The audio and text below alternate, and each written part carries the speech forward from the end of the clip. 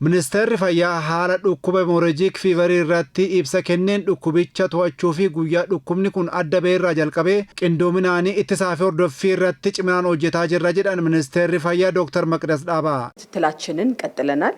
Hordoffii keenya itti fufneerra weerara kana yeroo gabaabatti to'achuuf hojjechaa jirra.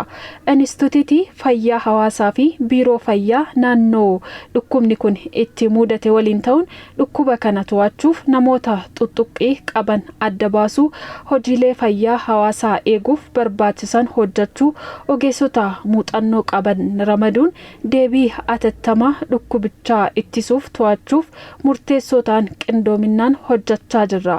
Dhukkuba kana ittisuu fi hirmaannaan hawaasaa murteessaa ta'uu kan himan Dr. Maqdas Dhaabaa hawaasni hubannoo argatee akka ga'ee isaa ba'uuf hojjetamaa jiraachuus himan. በህብረተሰባችን ውስጥ የዚህ ስለ ቫይረሱ ያለው መረጃ ከፍ hawaasni waa'ee dhukkuba kanaa hubannoo gahaa akka argatu fakkeenyaaf maalummaa vaayirasii dhukkuba kanaa fidu akkamiin akka daddarbu mallattoolee akkamii akka agarsiisu akkamiin ofirraa ittisuun akka danda'amu irratti miidiyaatti gargaaramuun odeeffannoo kennaa jirra. Hanga har'aatti namoota 73 qorataman keessaa vaayirasiin Maarbarg dhiiga namoota 11 keessatti argamuu fi kanneen keessaa namoonni 6 lubbuun darbuu kan himan Ministeerri fayyaa Dr. Maqdas Dhaabaa namoota tuttuqqaa qaban adda baasaa jiraachuus dubbatan.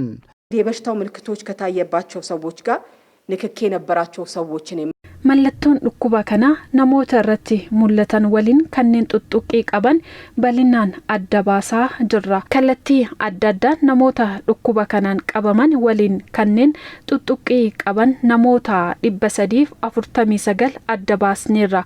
Warreen adda baafne kanneen hordoffii taasisaa jirra.